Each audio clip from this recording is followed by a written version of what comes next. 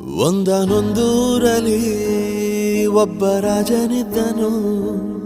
ಊರ ಮನೆ ಮನೆಯ ಬೆಳಕಾಗೆ ಇದ್ದನು. ಜನಕಾಗೆ ಕನಸ ಕೋಟೆ ಕಟ್ಟಿದ.